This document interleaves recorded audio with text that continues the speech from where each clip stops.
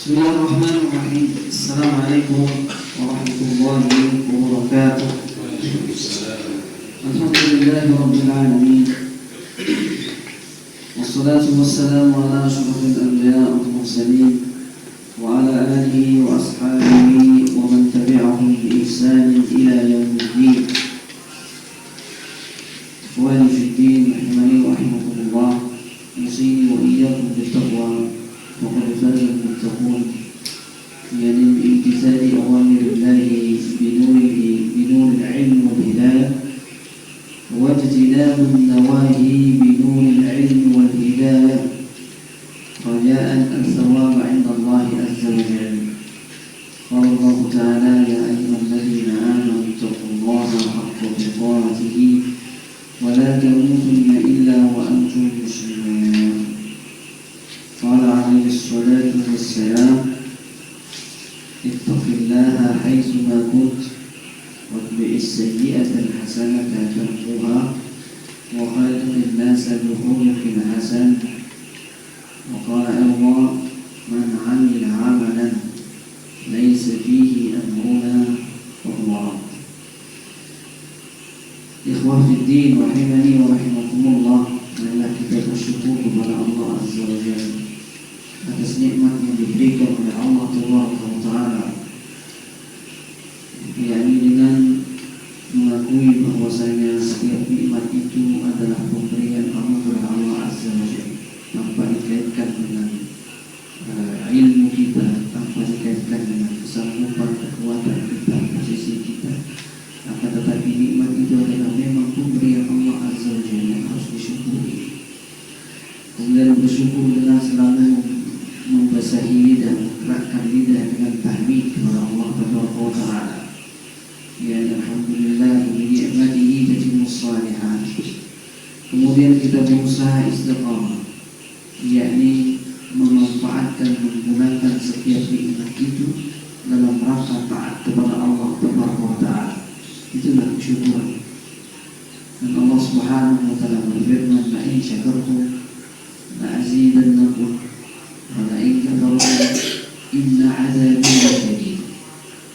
Jika kalian bisa mensyukuri nikmatku, niscaya Allah Azza wa Jalla akan menambahkan nikmatnya, memberikan keberkahan terhadap nikmat yang Allah berikan.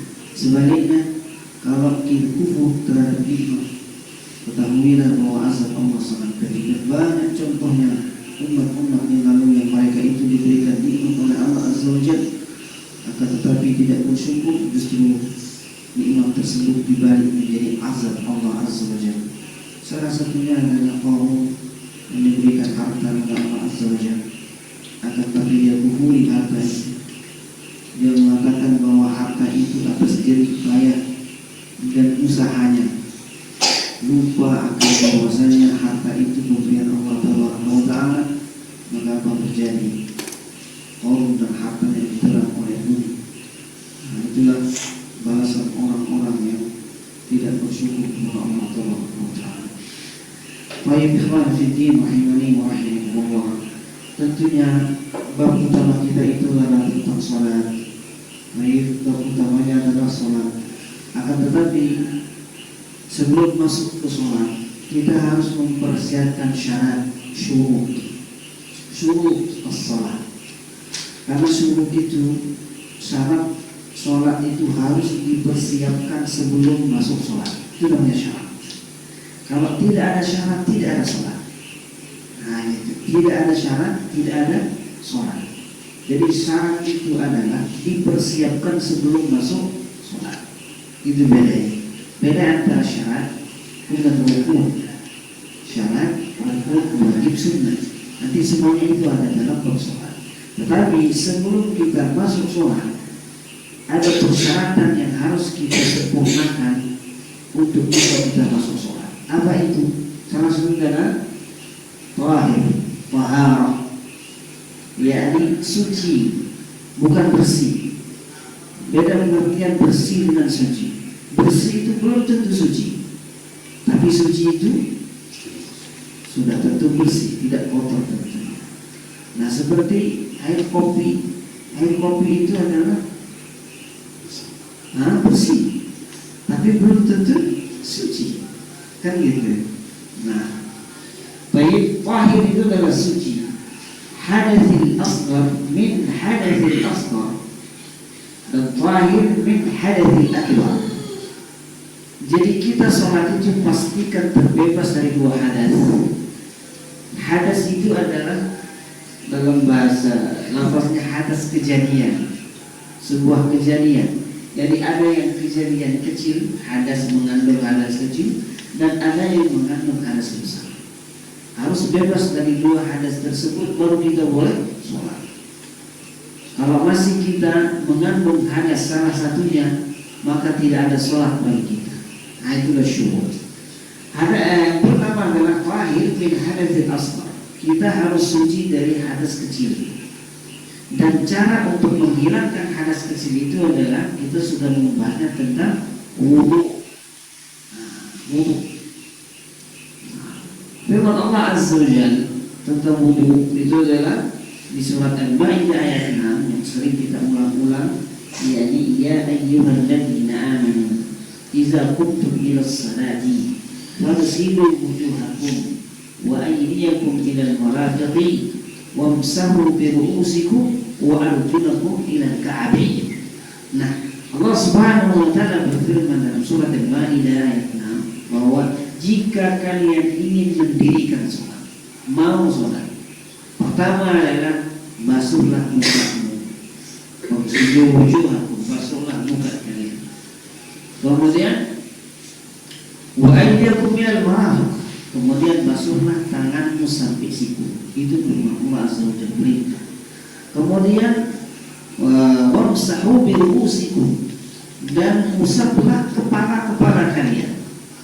Kemudian wa arjulakum ilal ka'bayn, dan basuhlah kaki kalian sampai dengan mata kaki. Ini adalah perintah Allah Azza wa Jalla, ditafsirkan oleh sunnah Nabi Muhammad sallallahu alaihi wasallam. Karena kita tidak bisa beribadah tanpa dua dalil, ini Al-Quran was Sunnah. Nah, dari itu adalah Al-Quran bersifat umum, kita belum tahu seperti apa maksudnya, seperti apa. Ini adalah perintah Allah, kalamullah azza wa jalla. Ditafsirkan dan kita memahami melalui sunnah Rasulullah SAW. Dan juga penamaan pekerjaan ini dari sunnah Nabi Muhammad SAW, yaitu wudu. Ada lafaz wudu dalam Al-Quran? Tidak ada lafaz wudu dalam Al-Quran, tidak ada. Perintahnya adalah basuh muka, tangan sampai siku, mengusap kepala, kemudian kaki sampai mata kaki. Itu perintah Al-Quran lafaznya. Kemudian diistilahkan oleh sunnah Nabi kita Muhammad SAW, pekerjaan itu dinamakan wudu.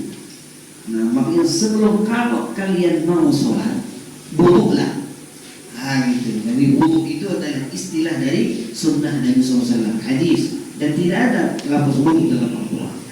Baik, makanya setelah ada kita mengetahui nama wudu, kemudian tentunya kita akan bersandar kepada sunnah Nabi SAW.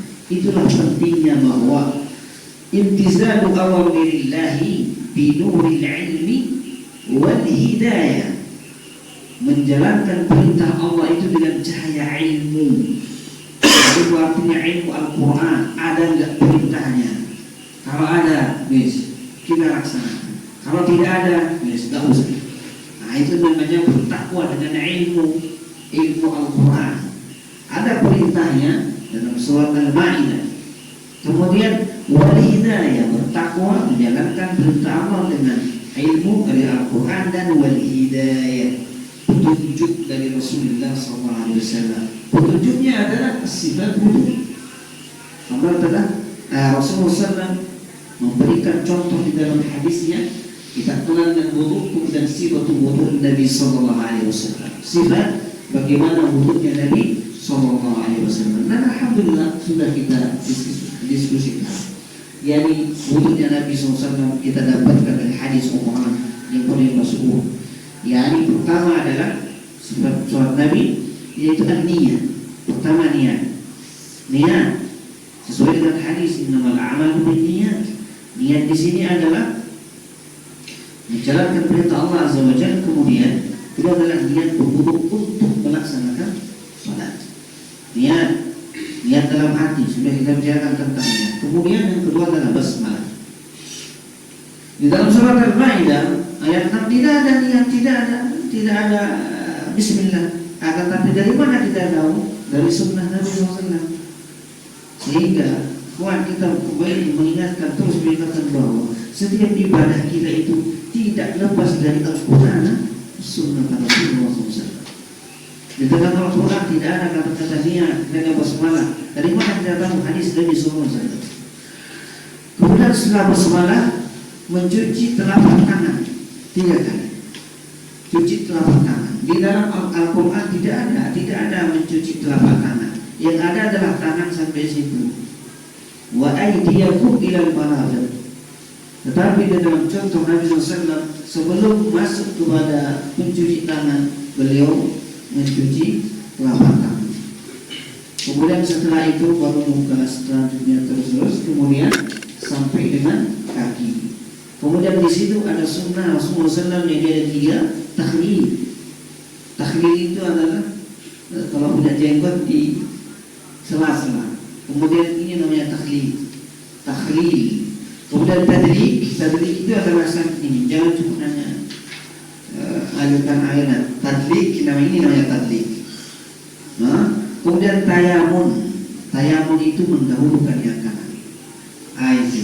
Jadi sunnah Nabi adalah niat, basmalah, mencuci telapak tangan, istinsyaq, madmadah, istinsyaq, kemudian masuk kepada wudhu tadi, muka sampai dengan kaki semuanya. Kemudian ada sunnah lagi yaitu al-muwalat, berturut-turut. Kemudian at-tartib, kemudian jangan mendahulukan kaki sebelum wajah. Kemudian at-takhlid, at-tadrik, at-tayamun. Itu adalah sunnah Nabi SAW. Nah, dari mana kita tahu sunnah Nabi SAW? Jadi alhamdulillah kita sudah tentang wudu. Kemudian yang kita perhatikan, kalau sudah wudu ada namanya nawaqidul wudu, yakni perbuatan wudu harus diperhatikan. Setelah wudu kemudian kita mau sholat, pastikan dulu apakah terjadi nawaqidul wudu. Jangan sampai kita tidak tahu nawaqidul wudu, setelah kita wudu sempurna terjadi nawaqidul wudu, kita sholat tidak ada sholat baik itu. Seperti itu. Saya sudah membayangkan wudu yang paling sering terjadi adalah kharaja sabilain, yakni keluar sesuatu dengan 2 jalan, depan dan belakang. Apapun itu, baik yang biasa seperti kotoran maupun yang tidak biasa. Misalkan keluar biji-bijian, misalkan tetap membatalkan wudu. Itu yang paling sering. Yang jarang terjadi, terlebih di Indonesia, adalah apa itu? Yakni makan daging onta. Itu jarang terjadi. Memang jarang ada onta di Indonesia. Makan daging onta itu membatalkan wudu. Selain itu adalah tidur kami, kita sudah membahas alhamdulillah. Nah, kalau sudah memastikan, kita pastikan bahwa wudu kita sempurna, pastikan sesuai dengan contoh Nabi SAW, sifat sholat wudu Nabi. Kemudian pastikan bahwa tidak ada pembatal wudu, baru kita sholat. Dengan ini insya Allah kita akan khusyuk di dalam sholat. Kalau sudah menyempurnakan syukur persyaratan sholat, biiznillah ta'ala, sholat kita akan khusyuk. Baik. Kemudian yang kedua adalah sebelum kita masuk sholat, pastikan bahwa kita terbebas dari suci dari hadas besar. Suci dari hadas besar. Hadas besar itu adalah harus dihilangkan dengan al-ghuslu, mandi. Baik. Sampai sekarang insya Allah kita akan masuk ke pembahasan tentang ghusl. Sebelum sholat kita harus terbebas dari 2 hadas. Hadas kecil dihilangkan dengan wudu, dan hadas besar dihilangkan, diangkat dengan mandi. Baik. Babul ghusli, bab yang membicarakan tentang ghusl.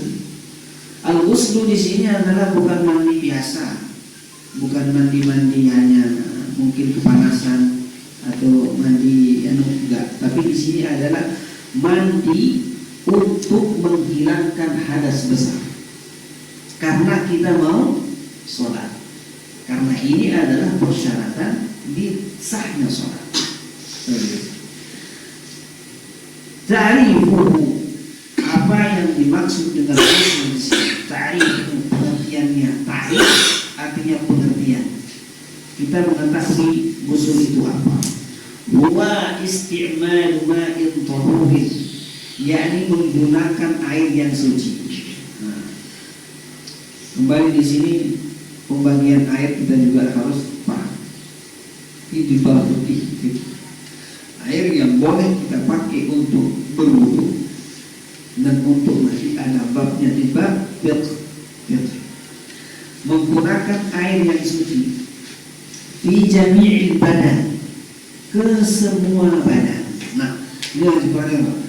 Jami'il badan, yakni ke semua badan, ala wajhin khusus, atas dengan tata cara yang khusus tuntunannya. Ada tuntunan dari Nabi SAW. Mandi ini berbeda dengan mandi yang lain, terserah mau mandi setengah, mandi bebek, mandi ayam, mandi apa, nah itu mandi umum. Tapi kalau mandi yang ini adalah makhusus, dikhususkan, ada syariatnya dari Rasulullah SAW.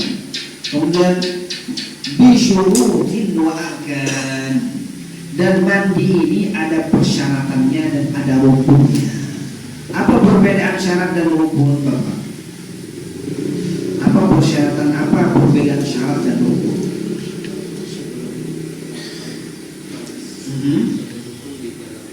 Di dalam mandi. Baik, barakallahu fiik. Jadi syarat itu adalah sebelum masuk mandi harus kita sempurnakan syaratnya. Kalau rukun, pekerjaannya itu sudah masuk, itu namanya rukun. Itu perbedaan antara syarat dan rukun. Dan mandi ini memiliki syarat dan memiliki hukum. Baik, hukum mandi ini, mandi yang kita bahas ini adalah mandi wajib. Al-ghuslu al-masyru' bil kitab wa sunnah. Mandi yang akan kita bahas ini adalah mandi yang disyariatkan di dalam kitab.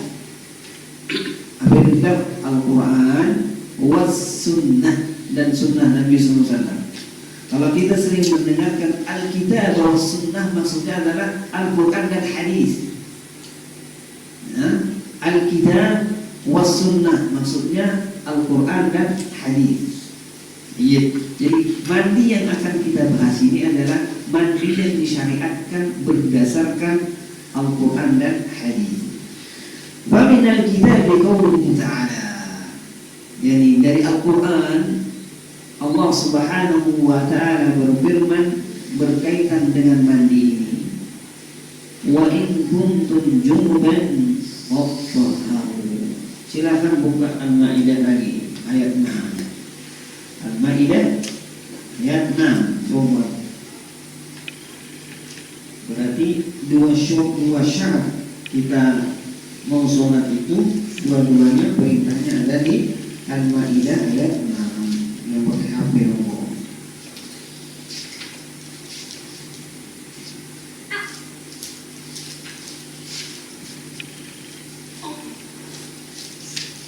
Nah, ngomong. Al-Maidah ayat 6. Silakan Pak Sugeng baca. Al-Maidah ayat 6. Nah.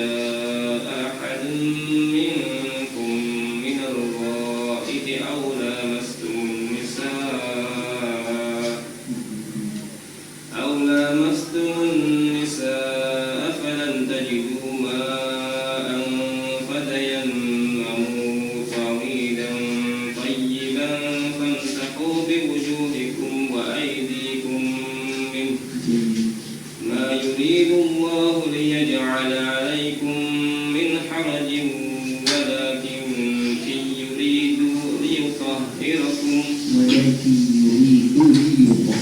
ولكن يريدوا ليطهركم وليتم نعمته عليكم لعلكم تشكرون. Jadi, ya ayyuhalladzina amanu idza qumtum qama yaqum, artinya berdiri. Ya qumtum, jika kalian ingin berdiri untuk salat, ila salati, untuk salat, faghsilu wujuhakum, basuhlah wajah-wajah kalian, wa aydiyakum, dan tangan-tangan kalian, ilal marafiq, sampai situ, wamsahu bi ru'usikum, dan usaplah kepala-kepala kalian, wa arjulakum, dan basuhlah kaki-kaki kalian, ilal ka'bain, sampai mata kaki. Wa in kuntum junuban fattahharu. Nah, inilah dalil tentang mandi. Wa in kuntum junuban fattahharu, dan jika kalian junub. Ini ada bahasa Al-Quran, junuban. Mana junub? Junub itu adalah inzal mani, keluar mani, itu namanya junub, keluar mani. Kita juga tahu bahwa ada beberapa jenis air yang keluar melalui kubur. Ada namanya mani, ada namanya mazi, ada namanya baul, dan ada namanya wadi. Yang sering baul itu adalah pipis. Kemudian yang kedua adalah wadi. Wadi itu adalah keluar setelah keluar air pipis. Keluar, makanya kan disunahkan kita kalau buang air kecil itu adalah DM, nah, gitu. Supaya wadi itu cepat keluar, karena dia keluar pemutus pipis. Kemudian ada namanya mazi. Mazi itu adalah keluar ketika pikiran melayang kemana-mana, mazi, atau mungkin karena ketakutan yang berlebihan, itu keluar mazi. Kemudian yang keempat adalah mani. Dan yang mewajibkan mandi itu adalah mani, itu yang bukan junub. Kalau yang ketiganya itu adalah cuma dibasuh, yaitu baul, pipis, wadi, mazi, itu adalah cukup dibasuh, tidak mewajibkan mandi. Mani inilah yang mewajibkan mandi. Bagi orang yang keluar mani, dia sedang junub, dan kalau mau sholat wajib mandi. Wa in kuntum, jika kalian junuban, mengandung junub, sedang junub atau keluar mani, fattahharu, maka mandilah kalian, tahharu, mandi. Inilah pas ghusl. Wa qauluhu ta'ala, kemudian ada jawab Allah tabaraka wa ta'ala, wa la taqrabuhunna hatta yatahurun. Ini bagi perempuan, khusus bagi perempuan. Dan janganlah kalian mendekati istri-istrimu sampai dia tatahhar, sampai dia suci. Janganlah kalian mendekati istrimu, artinya mendekati tu'amiluhu, bukan mendekati ini harus berjauh jarak, enggak.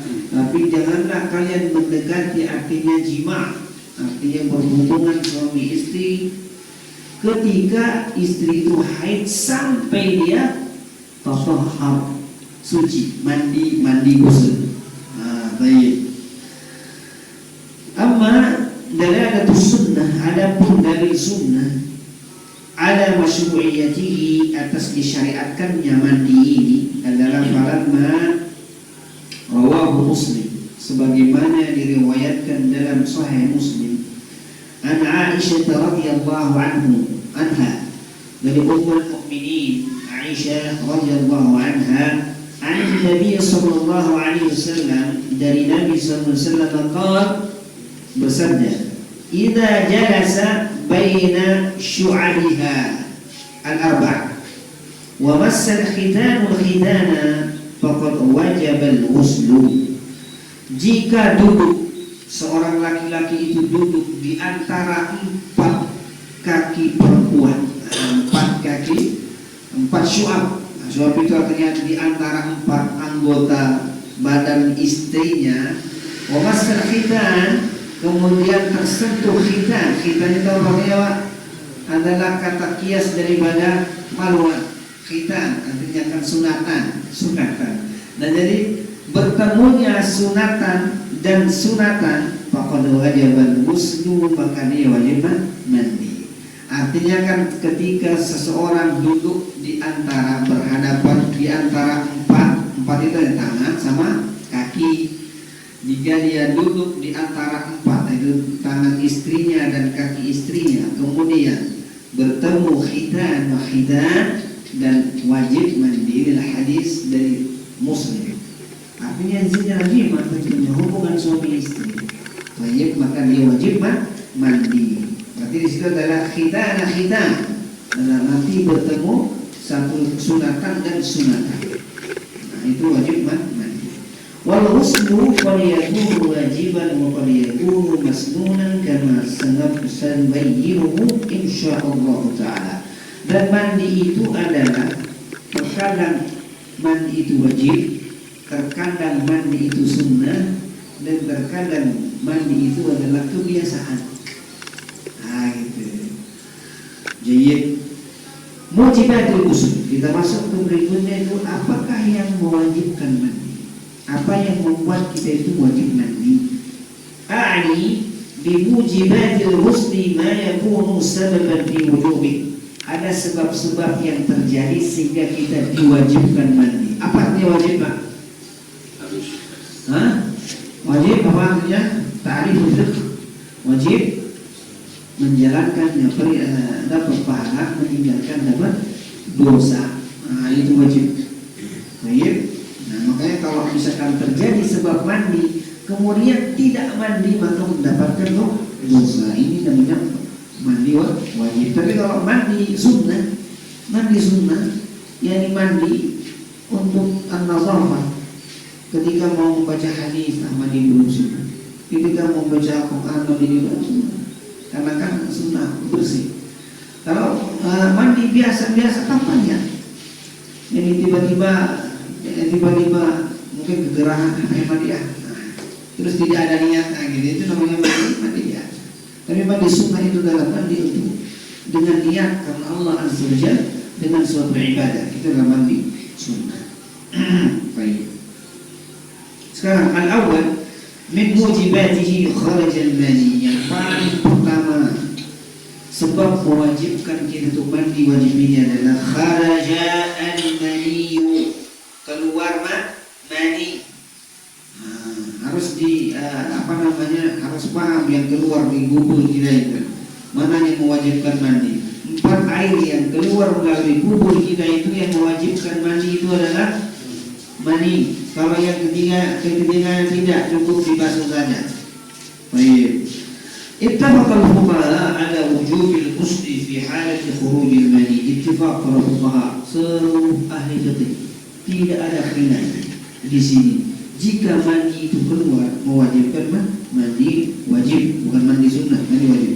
Baqad naqala an-Nawawi ajma'a ala dzalik. Dan dinukil oleh Imam An-Nawawi bahwa semua ulama bersepakat bahwa yang mewajibkan mandi itu adalah keluar mani, bukan keluar mazi, wadi atau wadi.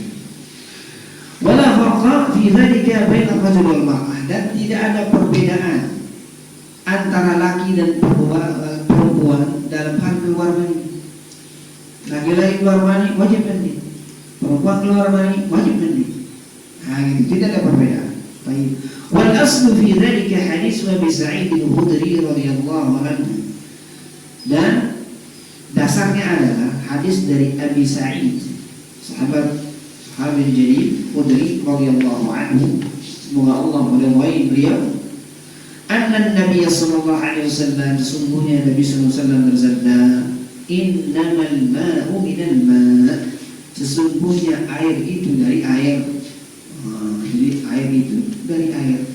Nah, itu sebuah itu di apa namanya, dengan jami'ul kalim. Rasulullah itu makumi, tidak bisa baca, tidak bisa tulis, akan tetapi beliau adalah jami'ul kalim, semua bahasa beliau kuasai. Itu namanya jami'ul kalim, bahasa apa aja. Itulah khasais Nabi SAW. Misalkan kalau seandainya Nabi misalkan mau ke Inggris, ngomong bahasa Inggris. Nabi ke Jawa, ngomong bahasa Jawa. Ke Lombok, ngomong bahasa Lombok. Nah, itu jami'ul kalim, dikumpulkan semua bahasa itu di Nabi SAW.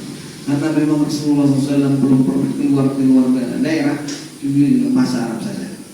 Akan tetapi kalau seandainya Rasulullah itu ke ujung dunia pun, beliau akan pergi bisa ngomong. Nah, kan jami'ul kalim, jami itu semua kalimat beliau. Rasulullah SAW, Allahumma shalli ala Muhammad wa ala alihi. Baik, dari innamal ma'u minal ma' ini adalah sebuah ungkapan kias yang bersifat yang perlu penjelasan. Innamal ma' minal ma', sesungguhnya air itu dari air. Apa maksudnya? Nah, kan gitu. Nah, penjelasannya wa makna, dan maknanya adalah annahu yajibul ghuslu bil ma' min inzalil ma'i wa huwal mani. Maksudnya itu adalah sesungguhnya wajib bagi orang yang keluar mani itu air, untuk air. Nah, berarti kalau dia keluar air maninya, maka dia wajib untuk mengguyur badannya dengan air. Itu maksudnya. Ya, innamal ma'u minal ma'. Sesungguhnya air mani itu kalau keluar harus diguyur dengan air, itu ma'. Jayyid. Wa an Ummu Sulaim radhiyallahu anha annaha qalat, dari Ummu Sulaim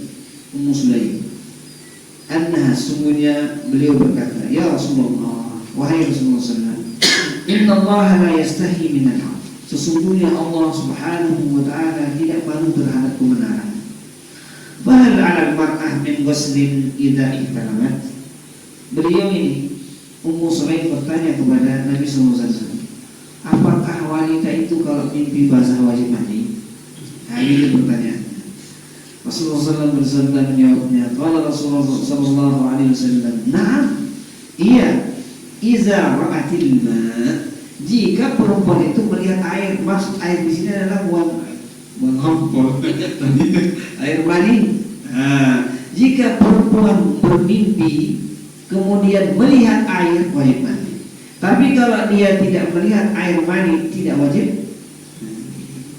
Nah, perhatikan bahwa di sini, ya Rasulullah, alal mar'ati min ghusl izah tamalat. Izah talamat, tahlamat, bukan izah tamalat. Kalau hamil, nah itu namanya hamil.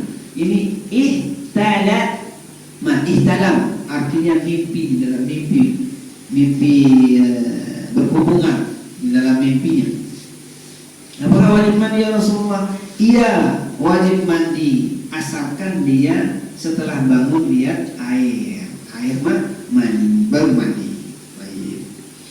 Wa hadha masail arba' yahsulu tanbih 'alayha hawla hadha al-mujib. Nah, dalam bab keluar mandi ini ada 4 perkara yang harus kita harus kita perhatikan di dalam bab keluar mandi.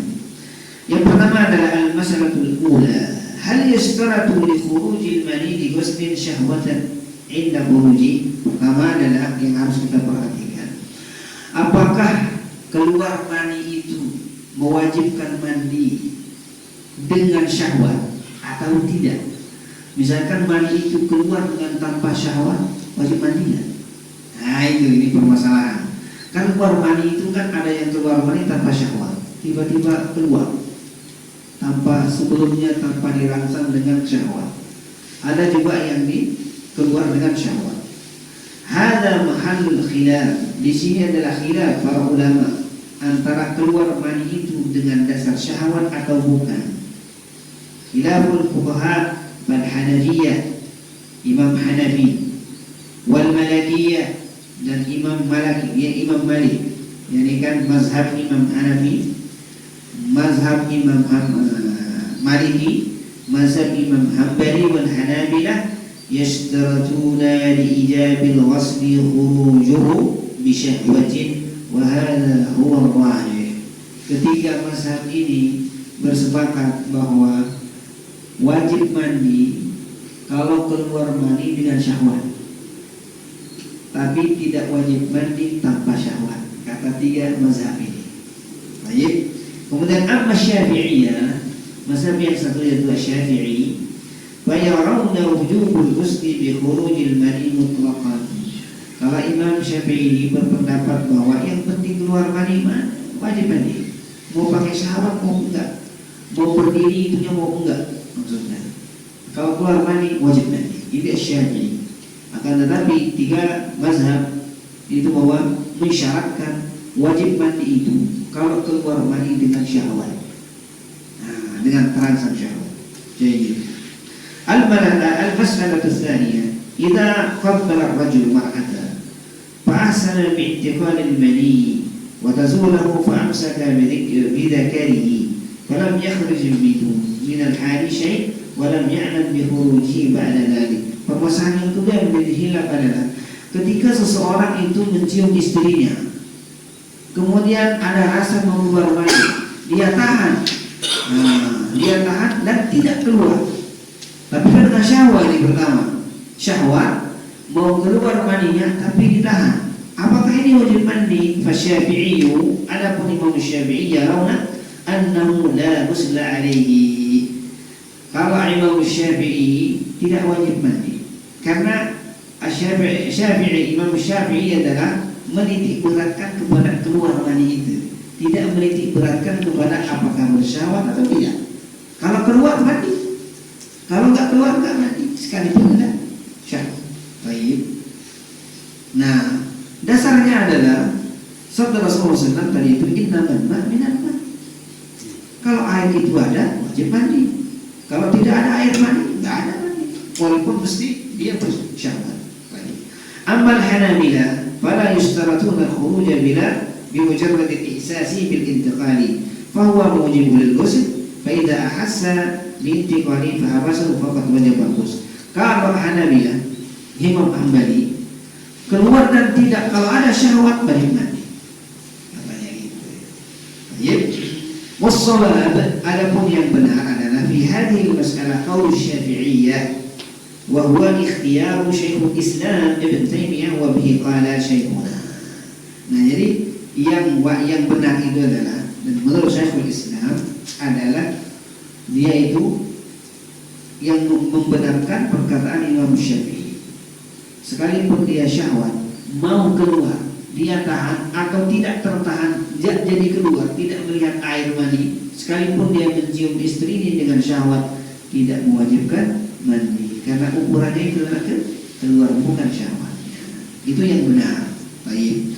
Al-mas'alah tsalitsah, yang ketiga adalah marra'a maniyan min ghairi tadakkuri ihtilamin fa 'alaihi al-ghusl wa man ihtamala falam yajid maniyan fala ghusla 'alaihi. Dan barang siapa ra'a maniyan, melihat mani, melihat dia bangun-bangun, ada mani, tapi dia tanpa mimpi, tidak ada sesuatu, tidak ada apa, tiba-tiba bangun, ada mani.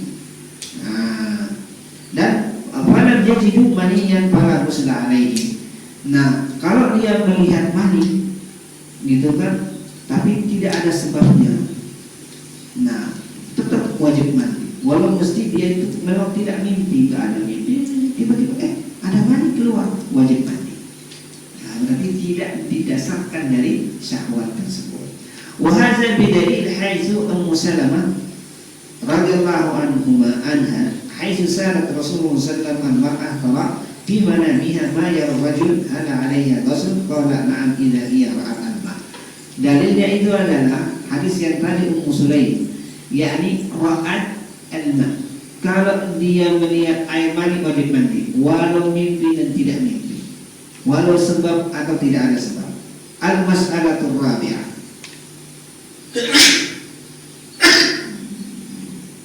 man kharaja minhu maniyan ba'da al-ghusli hal yajibu alaihi i'adatul ghusl. Nah, kalau seseorang itu sudah mandi, dia kan mandi, lihat mandi, kemudian mandi sempurna, selesai mandi keluar lagi, akan gitu, keluar lagi dengan sengaja pun tidak sengaja, keluar lagi, ada lagi. Nah, jadi bagaimana permasalahan ini? Hadzal mas'alatu mahallu khilaf bainal fuqaha. Ini adalah perbedaan yang besar dalam setiap ahli fikih. Was sahih, yang benar adalah indi wa huwa qalu syekhuna annahu la i'adata alaihi dzalika li amrayn.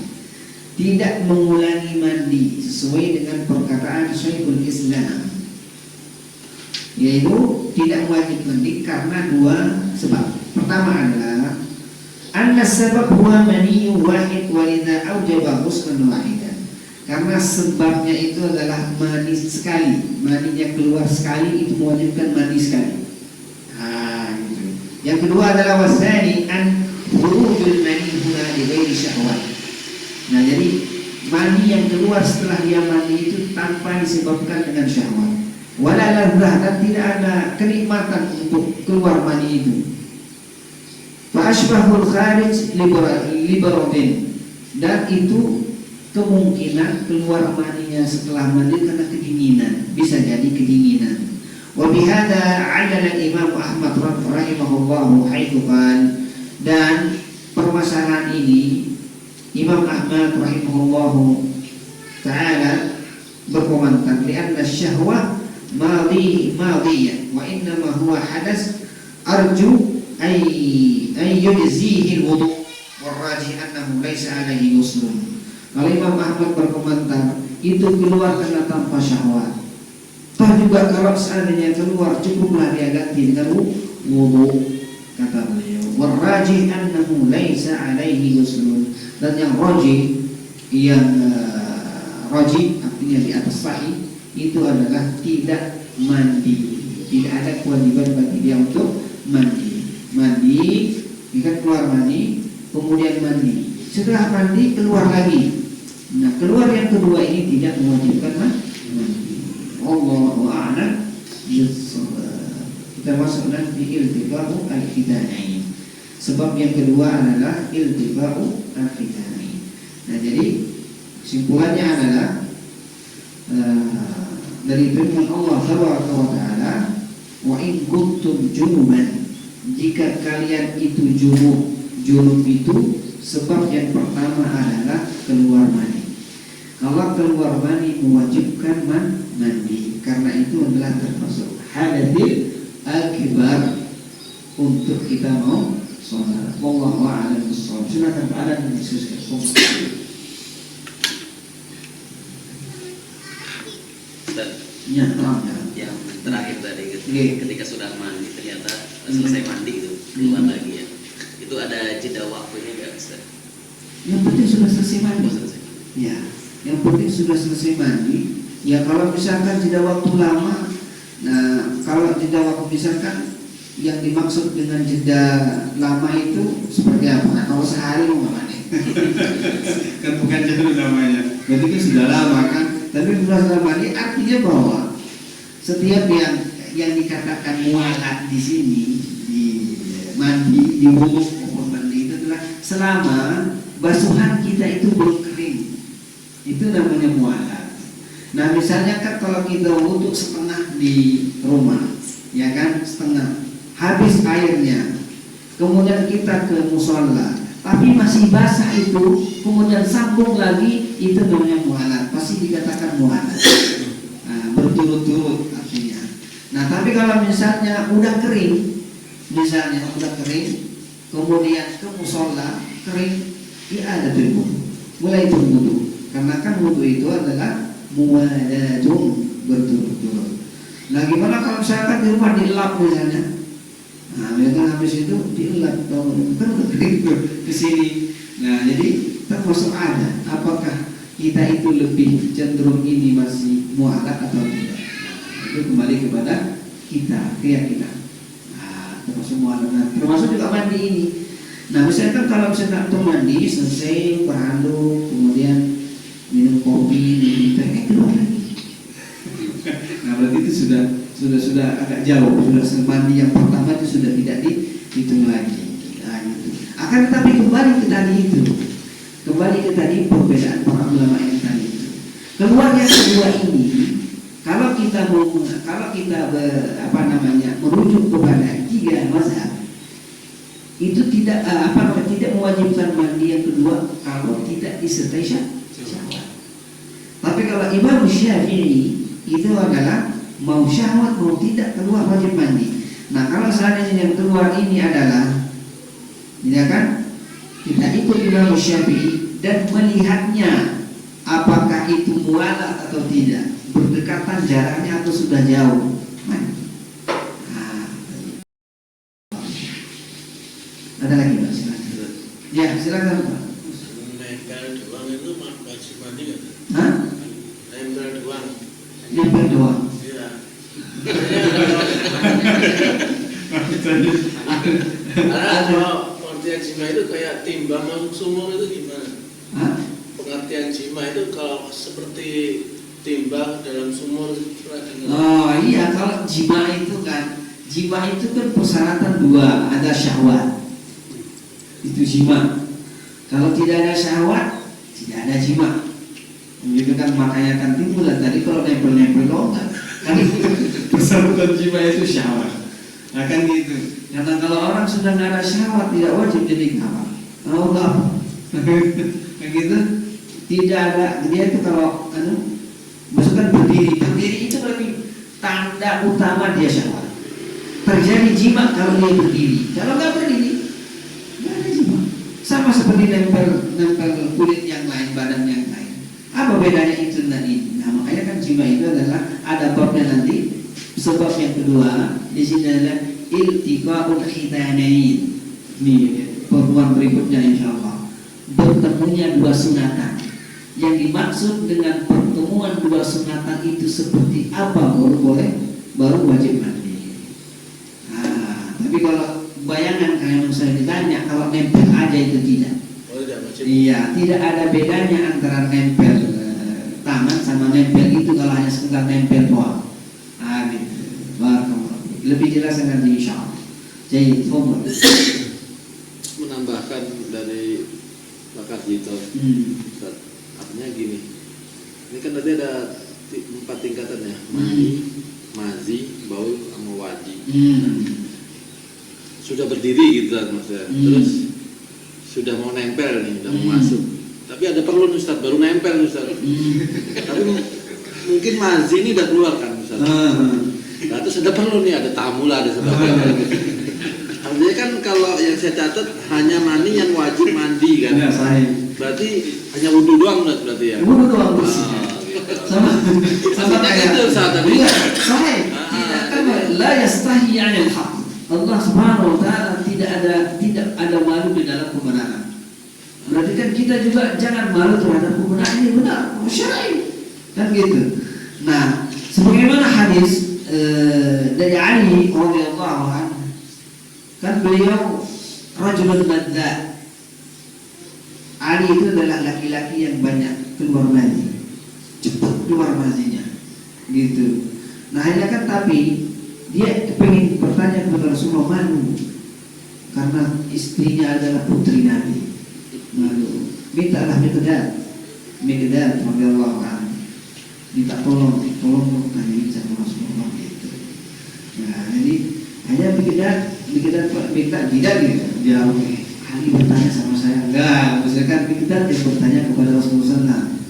Karena kan Ali malu bertanya secara langsung. Hanya Miqdad radhiyallahu anhu jami'an bertanya bagaimana tentang rajulun madza, kuntu rajulun madza. Apa maksud? Apakah kami mandi? Gitu kan? Rasulullah SAW ghasal wa tawadda. Ghasala zakara wa tawadda. Nah, kalau masih yang bilang cucilah kemaluanmu kemudian tidak mewajibkan mandi kalau masih. Nah makanya ini harus kita paham juga Pak. Karena ini adalah masyru' itu adalah syariat Allah Azza wa Jalla. Sekalipun ini sifatnya memang agak sensitif mungkin pribadi, akan tapi kita juga harus memperhatikan supaya kapan kita wajib mandi. Jangan nanti masihnya keluar terus mandi itu kan repot, kesian kan gitu. Nah jadi kan yang mewajibkan mandi itu mandi itu keluar identik dengan syahwat. Makanya terdapat perbedaan ulama di situ karena syahwat. Karena mandi itu adalah bergantung dari syahwat itu Pak. Dikatakan mandi kalau keluarnya ada dua rasa, syahwat dan ladzat. Dua. kalau ada syahwat, syahwat tentunya berdiri. Kemudian yang kedua ladzat, dia keluar itu ada rasa nikmat keluarnya itu namanya mani pasti. Tapi kalau salah satunya di antara dua ini yang tidak ada keluar, itu adalah satu di antara dua dari tiga tadi, ya kan? Wadi, mazi, atau pipis. Gitu. Nah, yang mewajibkan mandi adalah mani. Coba kayak tadi itu misalnya, ada tamu misalnya kan, baru basah, ada basah memang, tapi belum ada kenikmatan di situ. Nah berarti terus selesai. Tamunya lama lagi, ya kan? Itu adalah masuk ke tadi itu ya, apa namanya, hadis Ali radhiyallahu anhu, iksir zakarak wa tawadda. Sudah cucilah kemaluan bagaimana?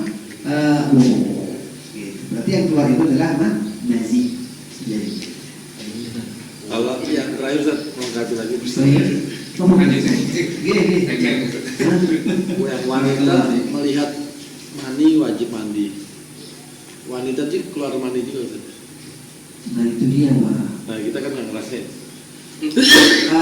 Kalau mani perempuan, aduh kayak kalau mani, tapi di sini memang redaksinya ini adalah mani. Tapi katanya nggak ada mani perempuannya.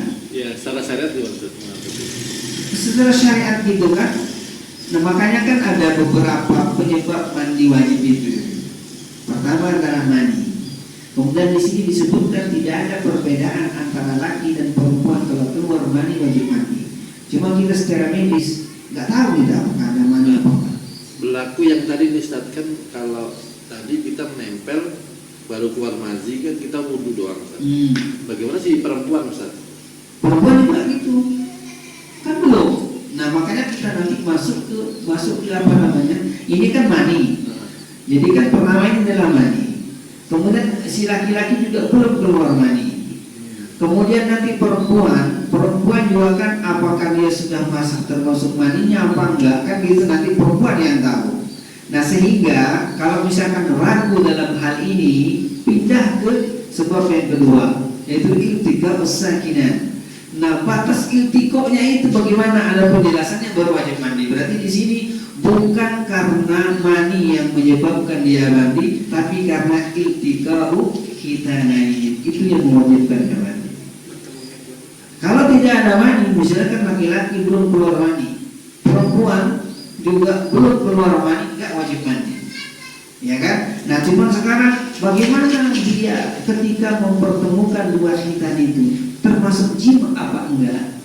Kalau termasuk jima, sekalipun tidak ada mani wajib mandi, kan gitu. Nah kalau mani tidak ada, misalnya laki-laki belum keluar mani, perempuan pun tidak ada, cuma hanya basah-basah ngeplek karena mazi, ya kan? Nah kemudian dia hanya nempel saja kayak tadi, belum termasuk iltikok sakinan, berarti dua sebab belum ada. Mani belum, iltikok secara jima belum, berarti belum wajib mandi. Nah begitu. Nah nanti saya mau setelah yang lebih jelas lagi nanti setelah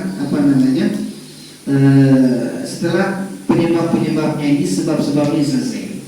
Karena di sini juga ada sebab yang khas dan zakar untuk perempuan dan laki-laki, dan ada penyebab khas untuk perempuan. Penyebab khas perempuan tentunya haid nifas, khas perempuan. Nah makanya mani ini ada apakah khas untuk laki-laki atau khas untuk perempuan? Secara medis bahwa kita nggak tahu, akan tapi secara redaksi hadis bahwa iza ra'atil ma, jika kamu melihat air, nah yang dimaksud air di sini adalah mani, baik itu laki-laki maupun perempuan. Kembali ke medis kita kalau perempuan. Allah a'lam bishawab. Baik, ada lagi Bapak? Kalau tidak ada, kita tutup sampai di sini, dan insya Allah nanti selanjutnya kita akan membahas tentang penyebab yang kedua, iltiqa'u al-khitanain, pertemuan dua khitan, yakni pertemuan kemaluan laki-laki dan kemaluan perempuan. Seperti apa pertemuannya itu yang mewajibkan mandi, nanti dijelaskan di dalam kitab ini insya subhanakallahumma wa bihamdik asyhadu an la ilaha illa anta astaghfiruka wa atubu ilaik. Wassalamualaikum warahmatullahi wabarakatuh.